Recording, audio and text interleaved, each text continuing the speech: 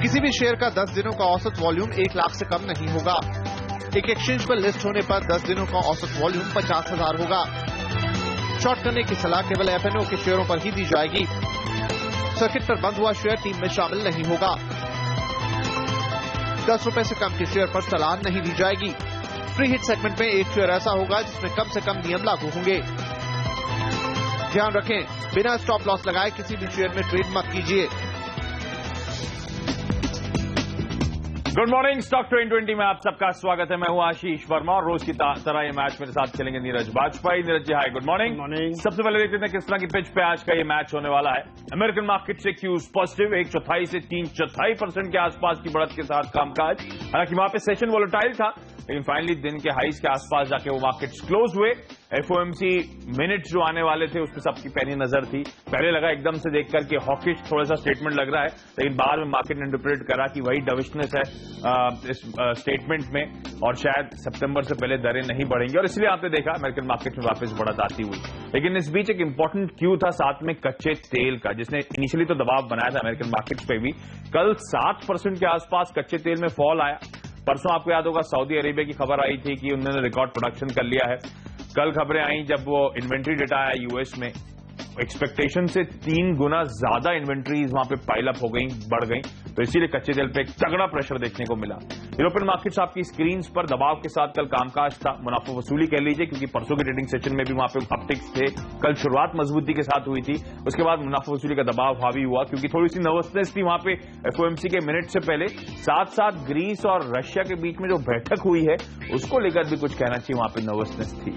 इसके बाद Asian markets मजबूती के साथ कामकाज करें तो जो पॉजिटिव यूएस लीड है उसका भरपूर फायदा उठा रहे हैं। निकेई ऑलमोस्ट 2000 के लेवल्स के 2000 के बाद अब तक की सबसे उच्चतम लेवल्स पे कामकाज कर रहा है। एसजीएक्स निफ्टी दर्शा रहा है कि हमारे बाजारों की 1/3% के आसपास की मजबूती के साथ शुरुआत होती हुई नजर आएगी। तो एक तो अमेरिका से पॉजिटिव क्यूज या ग्लोबल क्यूज पॉजिटिव, कच्चे तेल की बात कर लीजिए, या फिर वो मूडीज का जो स्टेटमेंट आया, रिपोर्ट आई है, उसका भरपूर फायदा शायद इंडियन मार्केट्स को आज मिलेगा। जी ऐसे में शुरुआत किया, पोर्टफोलियो किस तरह का होगा? बिल्कुल खरीदारी होगी और जितने फैक्टर्स आपने गिनाए इन्हीं पे बेस्ड है और क्रूड और मूडीज फैक्टर्स को लगता है कि आज थोड़ा सा बाजार का मूड और बेहतर करेंगे। लेकिन शुरुआत जो करना चाहेंगे वो अडानी पावर के साथ करना चाहेंगे और सेक्टर्स को लगता है यहाँ पे खरीदारी अच्छा मौका, क्योंकि कल एक बड़ा डेवलपमेंट था कि जो 525 का रूल है अपने लोन को जो है रिस्ट्रक्चर करने वाला, वो एक बड़ा फायदा इनके लोगों। 2-3 बैंक जो एसबीआई के नेतृत्व में है इनको वो सुविधा देने वाले। बेसिकली इसमें होता ये है कि अगर आपका लोन एनपीए होने वाला, तो अब चूंकि सीडीआर बंद है 31 मार्च के बाद से, तो बैंकों के पास 525 का मतलब ये है कि लोन को टर्म जो है 25 सालों तक एक्सटेंड किया जा सकता है और हर 5वें साल पे रिफाइनेंसिंग की सुविधा मिलती है। तो करीब 15,000 करोड़ का लोन एसबीआई की लीडरशिप में इनको जो है फाइनेंस किया जाएगा। तो सेक्टर्स को लगता है ये एक बड़ा पॉजिटिव है। 3 बैंक मिलकर कम से कम जो इनकी जो 2 सब्सिडरी है महाराष्ट्र और राजस्थान वाली अडानी पावर की, उनके लिए फायदा होगा, क्योंकि दोनों ही लॉस मेकिंग करी थी, उनको तुरंत कैपिटल की जरूरत है। सेक्टर्स लगता है एक बड़ा पॉजिटिव है इस विंडो के जरिए अडानी पावर को मिलेगा। 55 रुपए के लक्ष्य के साथ इसमें खरीदारी करके चलें और 47 रुपए के आसपास स्टॉप लॉस रखें। आरईसी अगला स्टॉक होगा। कल जिस तरीके से ओएफएस को एक जबरदस्त रिस्पांस किया है, रिटेल पोर्शन से आप खासतौर पर देखिए 5-5.5 गुना टोटल जो सब्सक्राइब हुआ है, तो उससे एक बहुत बड़ा फायदा इस स्टॉक को हुआ। और एक ये बात स्टैब्लिश हो गई है कि इस समय जब सरकार ओएफएस कर रही है तो अब प्राइसिंग उसकी सही है और मार्केट भी उसको रिवार्ड करता हुआ दिख रहा है। कई सारे बड़े दिग्गज एस इन्वेस्टर्स हैं जो बिग बुल टाइप के माने जाते हैं, उन्होंने इसमें पैसा लगाया। सेक्टर्स को लगता है कि काफी पॉजिटिव आरईसी के लिए होगा और अब इसमें आपको फ्रेश बाइंग देखने को मिलेगी, नई रैली, क्योंकि जो एपिटाइट है वो अभी बहुत ज्यादा दिख रही है। 343 के टारगेट के साथ आरईसी की खरीदारी करें। 327 पे स्टॉप लॉस रखें। कच्चे तेल का फॉल ऑब्वियसली आज प्राइम इंपॉर्टेंस होगा इंडियन मार्केट्स के लिए। कल जिस तरह से 6 से 7% का दबाव देखने को मिला और जिस तरह से लगातार ओवर सप्लाई का डर है, चाहे वो सऊदी अरेबिया से हो, चाहे वो ईरान के फ्यूल आता हुआ नजर आएगा, तो इंटरेस्टिंग ट्रेंड्स इमर्ज हो रहे हैं ऑयल मार्केटिंग कंपनीज के लिहाज से। कल पॉजिटिव ट्रैक्शन, कल पॉजिटिव मोमेंटम था तमाम में, और उसमें शायद मेरे ख्याल से लेगार्ड एक आईओसी था। हमारे एक्सपर्ट्स मानते हैं हालांकि तीनों oil marketing company smart moves दिखाएंगी, लेकिन आईओसी एक प्रिफर्ड बेट हो सकती है आज के ट्रेडिंग सेशन के लिहाज से। लेवल्स आपकी स्क्रीन पर। इंटरेस्टिंगली आज ध्यान रखें तमाम डिफेंस कंपनीज आपके रडार पर रहनी चाहिए, क्योंकि प्रधानमंत्री मोदी की जो बैठक टूर शुरू हो रहा है इंटरनेशनल, वो आज से शुरू होता हुआ नजर आएगा, और जिसमें बड़ा इंपॉर्टेंट है फ्रांस, जहां पे कहा जा रहा है कि न्यूक्लियर रिलेशनशिप रिवाइव करने की बात हो सकती है। न्यूक्लियर रिएक्टर्स या मैसिव न्यूक्लियर रिएक्टर्स वहां से एक्वायर करने की बात हो सकती है। फ्यूल के लिए यहां पे टाई अप हो सकते हैं फ्रांस और कनाडा के साथ। वॉल्चन नगर इंडस्ट्रीज एक बेहतरीन प्ले हो सकता है। एक डिफेंस रिलेटेड कंपनी, न्यूक्लियर से खासतौर पे इस कंपनी का अच्छा खासा बिजनेस भी आता था। ये कंपनी अपने रीसेंट हाईज मेरे ख्याल से 280-285 के थे, वहां से 25% नीचे कामकाज कर रही है। इस काउंटर पे नजर रखें, शायद स्मार्ट तगड़े बाउंस के लिए प्ले अप करा जा सकता है। आज के लिए 215, उसके बाद 218-220 तक के लेवल्स तक यहाँ पे अप्रोच करने की सलाह है। चलिए इसी के साथ वक्त चले हम दोनों की टीम्स के डिपेंडेबल खिलाड़ी जानने का।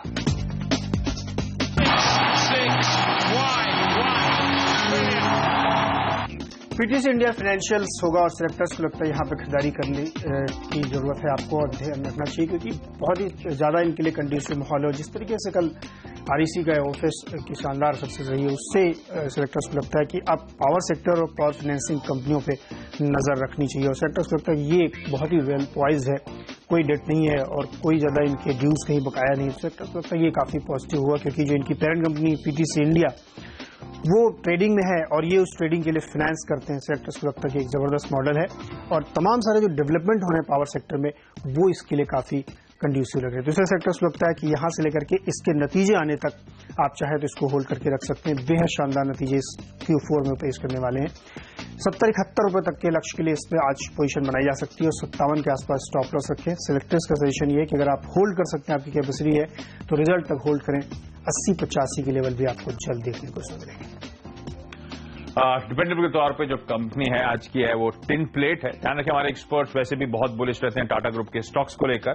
सबसे रिस्पेक्टेबल और इनफैक्ट सबसे ज्यादा डाइवर्सिफाइड कॉन्ग्लोमरेट है ये जो कंपनी है खास तौर पे पैकेजिंग स्पेस की कंपनी है टिन प्लेट, जिसको लेकर हमारे एक्सपर्ट्स बुलिश हैं। और ध्यान रखें, ये कंपनी इनफैक्ट टाटा स्टील की सब्सिडरी है। Tin plate tin packaging solutions provide करती है और टिन इंडस्ट्रीज को फूड प्रोसेसिंग, केमिकल्स, पेंट और अन्य इंडस्ट्रीज जो है उनको खासतौर पे केटर करने का काम है इस कंपनी का। और इस देश का जो टोटल ये मार्केट है उसका 35% यानी कि 1/3 शेयर इस इकलौती कंपनी के पास है। इनफैक्ट न सिर्फ डोमेस्टिक मार्केट में बल्कि जो टोटल प्रोड्यूस है इस कंपनी का उसका 25% यानी कि 1/4 ये कंपनी एक्सपोर्ट करने का काम करती है। और अब तो एक्सपोर्ट्स के फ्रंट पे और अच्छी खबर है क्योंकि यूके की जो कोरस है जिसको टाटा स्टील ने एक्वायर करा था उसके साथ क्लोजली अब ये टिन प्लेट काम कर रही है ताकि वहां पे जॉइंटली मार्केट कर सके अपने प्रोडक्ट्स को। वहां के यूरोप के जो फूड प्रोसेसिंग और पैकेजिंग इंडस्ट्री है उसको टैप करने की ये कंपनी लगातार एग्रेसिवली कोशिश कर रही है। तो इमेंस मार्केट पोटेंशियल इस कंपनी के लिहाज से नजर आता है। इनफैक्ट भारत में ध्यान रखें, ई कॉमर्स पे बड़ा फोकस, बड़ा थ्रस्ट हो रहा है। लॉजिस्टिक्स और पैकेजिंग कंपनीज फोकस में आई थी, तगड़ा मोमेंटम था और अब शायद कहीं ना कहीं वो एक्सपेंसिव हो रही हैं। तो उस प्ले का एक प्रॉक्सी प्ले है टिन प्लेट जैसी कंपनी जो वैल्यूएशन वाइज भी अट्रैक्टिव है और हमें लगता है परफेक्टली प्लेस्ड है। टाटा ग्रुप वैसे भी ध्यान रखें, अपनी तमाम ग्रुप एंटिटीज को कंसोलिडेट करने की बातचीत कर रहा है, सब्सिडीज को कंसोलिडेट करने की बातचीत कर रहा है। टाटा ग्रुप के जो नए चेयरमैन साहब हैं साइरस मिस्त्री, उन्होंने तो खासतौर पर कंसोलिडेशन को एडवोकेट भी कर रहा था। Q2 में आपको याद होगा यानी कि बीते क्वार्टर में सीएमसी का टीसीएस में विलय हुआ था। नए फाइनेंशियल ईयर में कहा जा रहा है कि टाटा स्टील और टिन प्लेट का फाइनली वो मर्जर होता हुआ नजर आएगा। इंटरेस्टिंग हो सकता है ये क्योंकि यहां से तगड़े अपसाइड अगर ये वाकई मर्जर होता है। ध्यान रखें, 2-2.5 साल पहले टाटा स्टील ओपन ऑफर लेकर आया था टिन प्लेट के लिए 60 रुपए पर 14% स्टेक एक्वायर करा था। आज भी उसी लेवल्स के आसपास ये कंपनी कामकाज कर रही है और अब टाटा ग्रुप का टिन प्लेट में 75% स्टेक है जो कि एक स्टेप शायद क्लोजर है विलय को लेकर टिन प्लेट और टाटा स्टील के बीच में। ये स्टॉक अभी भी 60-62 के आसपास अवेलेबल, इसलिए कह रहा हूं बेहतरीन अपॉर्चुनिटी है शायद खरीदारी करने के लिए। हमें वैसे भी लगता है मिड कैप स्मॉल कैप में विगरस मूवमेंट्स हैं, क्वालिटी पे फोकस करें और what better than Tata group quality के लिहाज से 72 तक के लेवल से आज के ट्रेडिंग सेशन में अप्रोच करें। तमाम पॉजिटिव के चलते हमें लगता है ये कंपनी ये स्ट्रॉन्ग री-रेटिंग कैंडिडेट यहां से बन सकता है। छोटा सा ब्रेक, उसके बाद मिडिल ऑर्डर के खिलाड़ी।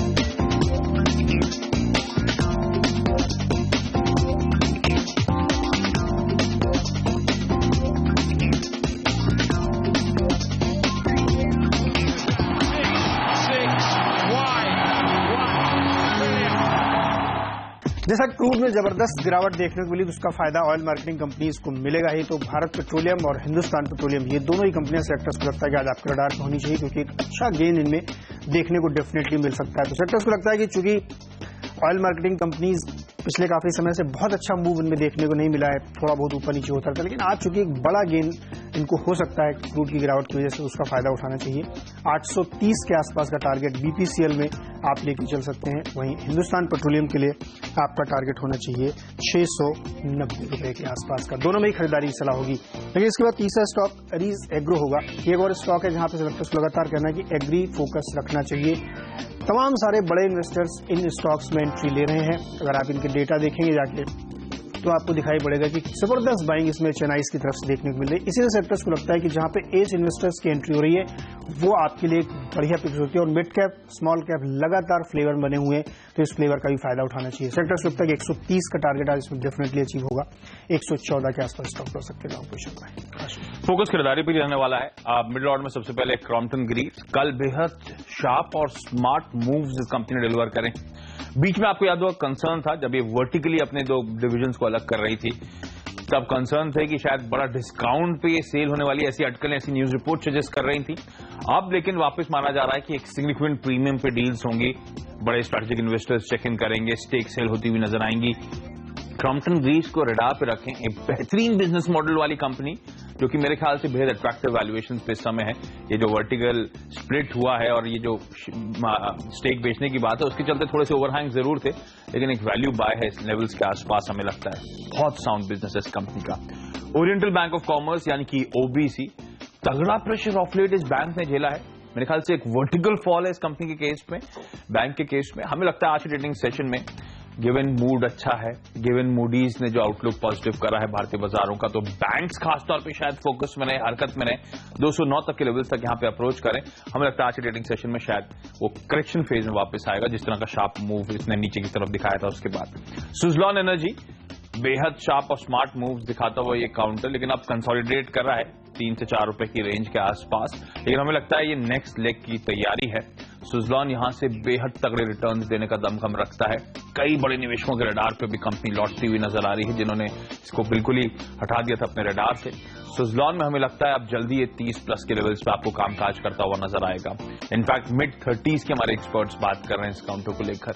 आज के लिए यहां पर 2950 तक के लेवल्स तक अप्रोच करें, और इसी के साथ वक्त चला हम दोनों टीम्स के फ्री हिट खिलाड़ी जानने का।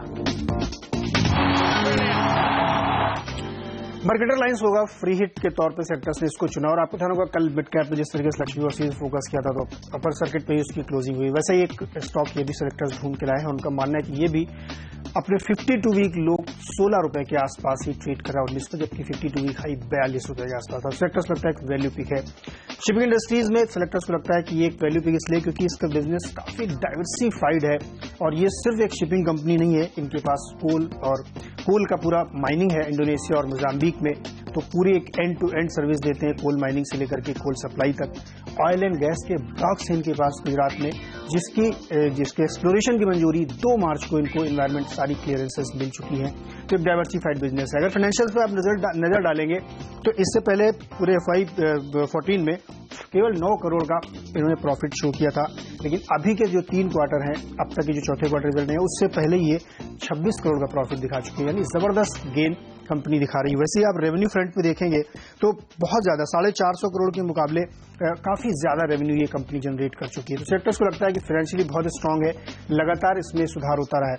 एक दिक्कत आपने देखा होगा शिपिंग कंपनी में थी कि फ्रेट रेट काफी नीचे चल रहे थे, लेकिन चूंकि मार्केटर डाइवर्सिफाइड कंपनी है, कोल का इनका जो बिजनेस है वहां से 60% रेवेन्यू जनरेट करती है, तो इसके ऊपर बहुत ज्यादा असर नहीं है, इसलिए इसके वैल्यूएशंस भी शिपिंग से कहीं अलग डिफरेंट मिलते हैं। और अब जिस तरीके की अप्रूवल इनको ऑयल एंड गैस स्पेस में मिल गई है वो इंपॉर्टेंट होगी। दूसरा ध्यान रखना होगा कि बल्क में जो इनके बल्क करियर थे 30 साल से पुराने, उनकी मेंटेनेंस पे बहुत खर्च जाता था, उसको इन्होंने सेट ऑफ किया है, वो एक बड़ी बचत हुई। इसीलिए आपको इनके रेवेन्यू फ्रंट में इनके जो रिजल्ट्स है 3-4 गुना बढ़ते हुए दिख रहे हैं बाकी दूसरी शिपिंग कंपनियों के मुकाबले। सेक्टर्स लगता है कि आज बिल्कुल वैसा ही परफॉर्मेंस ही दिखाया जैसा कल दिखाया था। 22 रुपए के लक्ष्य के साथ इसमें खरीदारी करें, 19 के आसपास स्टॉप हो सके। अच्छा, और आशीष बोला पिछली बार आपने बोल रहे थे, मैं कंफ्यूज हो गया था कि आप मेरे पास आ रहे हैं कि अभी और कुछ बोलने वाले हैं। नेल्को वो कंपनी जिसे आज हम फ्री हिट के तौर पर उतार रहे हैं। ध्यान रखिए, एक और टाटा ग्रुप के स्टेबल से ये कंपनी है। आपको याद होगा डिपेंडेबल के तौर पे हमने स्पेसिफिकली हाईलाइट करा था tin plate company of India का। हमें लगता है आज टाटा ग्रुप कंपनीज, और क्योंकि हम क्वालिटी पे फोकस कर रहे हैं आज की ट्रेडिंग सेशन में, जहां पे अक्रॉस द बोर्ड आपको बाउंस गेन्स देखने को मिलेंगे, शायद क्वालिटी पे फोकस करें ज्यादा बेहतर आउट परफॉर्मेंस देखने को मिलेगा। वैसे भी mid cap small caps of late आपने देखा होगा, ब्रॉडर बेंचमार्क्स जो है निफ्टी सेंसेक्स उनको आउट परफॉर्म करते हुए नजर आ रहे हैं, पर आज भी सिमिलर ट्रेंड शायद आपको प्ले आउट होता हुआ नजर आए। पर कल के ट्रेडिंग सेशन में कई सारे ऐसे स्टॉक्स थे जिन्होंने बेहद शार्प मूव दिखाए थे। एसडी एल्यूमिनियम, नाहार, पीबीए इंफ्रा, इनमें 20% के अपर सर्किट लगे थे। बहुत ज्यादा हाई क्वालिटी नेम्स हैं शायद नहीं है, हमारे एक्सपर्ट्स मानते हैं, इसीलिए शायद समय है कि आपको थोड़ा सा कॉशियस, थोड़ा सा जुडिशियस, थोड़ा सा स्मार्ट होना होगा, और क्वालिटी पे चाहें तो आप फोकस करें। शायद उतने तगड़े बाउंस और क्वालिटी ना दे आपको, लेकिन कन्विक्शन के साथ बाय कर सकते हैं आप, अच्छे रिटर्न यहां से लेकर आगे देखने को मिलेंगे। तो कुछ हद तक मार्केट का मूड अच्छा है तो leverage companies, high debt companies जिन्हें हम कहते हैं, पुअर मैनेजमेंट, कॉर्पोरेट गवर्नेंस वाले इश्यूज, उनसे दूर है। नेल्को जैसी कंपनी पर आप दाव लगा सकते हैं, ये आपको डिसअपॉइंट उस लिहाज से शायद ना करे। मिड कैप्स और स्मॉल कैप्स में इसका मतलब है हम क्वालिटी पे फोकस कर रहे हैं, और नो ब्रेनर है क्योंकि हमने पहले ही हाईलाइट कर दिया था कि टाटा ग्रुप एंटिटी है, तो क्वालिटी के लिहाज से कोई दिक्कत नहीं होगी आपको। टाटा ग्रुप इनफैक्ट जाना जाता है अपनी बेस्ट प्रैक्टिसेस के लिए देश में, दुनिया में। तो नेल्को एक ऐसी कंपनी है जो हमने पास में रिकमेंड करी थी, तब भी अच्छा ट्रैक्शन, अच्छा मोमेंटम दिखाया था। ये कंपनी ध्यान रखें, टाटा पावर एक और टाटा ग्रुप एंटिटी है जानी मानी, उसकी सब्सिडरी है ये नेल्को। एक्चुअली टाटा पावर नेल्को में 48% स्टेक ओन करती है। लगातार टॉक्स रहती हैं, ज्यादातर बज रहता है कि नेल्को को फाइनली टाटा पावर में मर्ज कर दिया जाएगा, उसी लॉजिक से जिस लॉजिक से हमने टेनप्रेट को उतारा था, क्योंकि साइरस मिस्त्री ने स्पेसिफिकली हाईलाइट करा था कि जल्द पूरे ग्रुप का कंसोलिडेशन होगा। वो उस थीम पे बिलीव करते हैं, और उसकी थीम की शुरुआत हमने Q2 में टीसीएस और सीएमसी के साथ होती हुई देखी थी। नेल्को के लिए शायद कहा जा रहा है टाटा पावर पहले एक ओपन ऑफर लेकर आएगा, जिसके चलते ये स्टेक बढ़ाने की बात करी जा सकती है। अगर ऐसा होता है और ये जल्द होता है तो ये काउंटर एक तगड़ी रेटिंग दिखा सकता है, तो वो बड़ा तगड़ा टिगर है इस कंपनी के लिहाज से। लेकिन वैसे भी ध्यान रखें, टाटा ग्रुप कंपनीज में नेल्को में इसलिए भी पसंद है क्योंकि हमने आज वालचंद नगर जब उतारा था तो हमने स्पेसिफिकली कहा था कि डिफेंस पे थ्रस्ट, डिफेंस पे फोकस होगा, और टाटा ग्रुप में ये कंपनी नेल्को जो है डिफेंस पे खासतौर पे कामकाज करती है। एफडीआई इन डिफेंस जो था एक स्टेप फॉरवर्ड था, और नेल्को क्योंकि स्केटर करती है इस सेगमेंट को, तो यहाँ पे तमाम एवेन्यूज इस कंपनी के सामने वैसे भी खुलते हुए नजर आ रहे हैं। तो मल्टीपल ट्रिगर्स नजर आते हैं हमें नेल्को के लिहाज से। खरीदारी करके चलें आज के लिए 95, उसके बाद 100 तक के लेवल तक अप्रोच करें, लेकिन हमें लगता है ये काउंटर यहां से तगड़ी रेटिंग दिखा सकता है इस नए फिस्कल FY16 में। छोटा सा ब्रेक, उसके बाद आखिरी के 3 खिलाड़ी।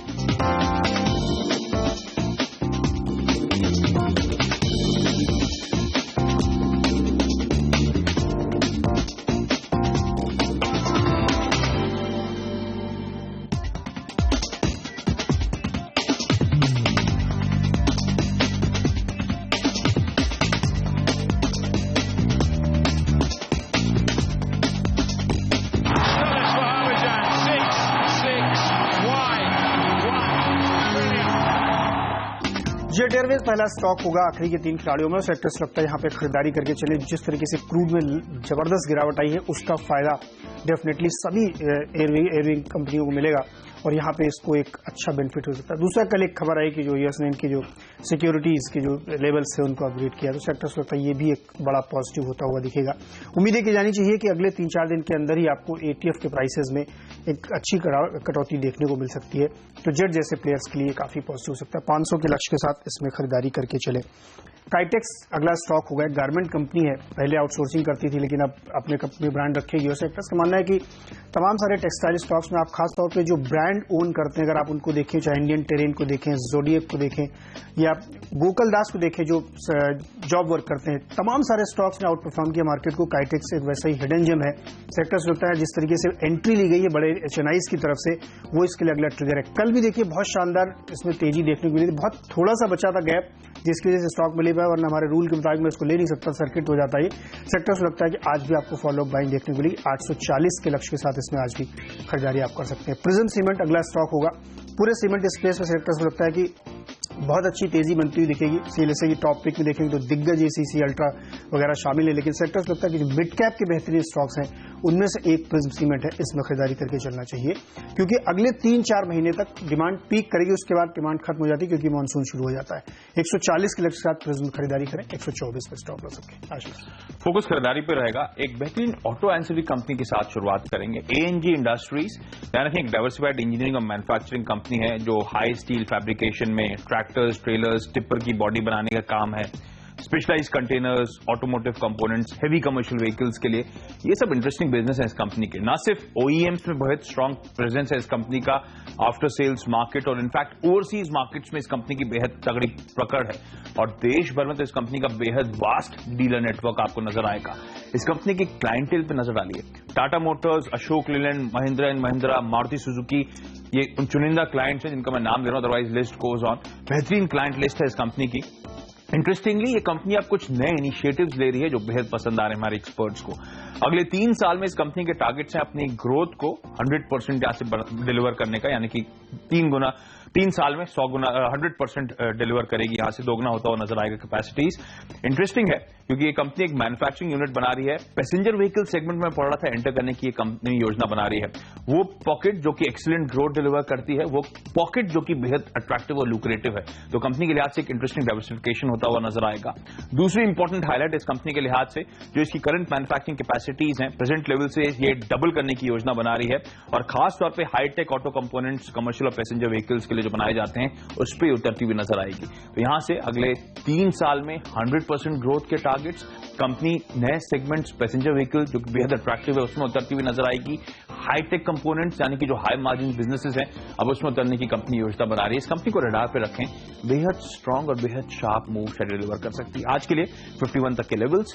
यूनियन बैंक, हमने पहले ओबीसी को उतारा था, यूनियन बैंक एक और इंटरेस्टिंग स्टोरी जिसकी बेहद शार्प पिटाई, बेहद तगड़ी पिटाई हुई है। हालांकि बैंक्स किसी छुपे नहीं है, तगड़ी पिटाई इस पूरे पॉकेट की हुई है, अभी भी बैंक कमजोरी के साथ ट्रेड कर रहे हैं, लेकिन आज शायद टेक्निकली या इसके बाद एक स्ट्रेंथ का पैटर्न होगा, ये कहना मुश्किल है, लेकिन आज हमें लगता है इन तमाम बैंक्स में शायद खरीदारी देखने को मिले। 162 तक के लेवल्स तक यहां पे अप्रोच करें। और फाइनली स्पाइस जेट, अच्छे शार्प मूव्स के बाद अब वो कंसोलिडेशन के जोन में आपको नजर आएगी 21-22 के लेवल्स के आसपास।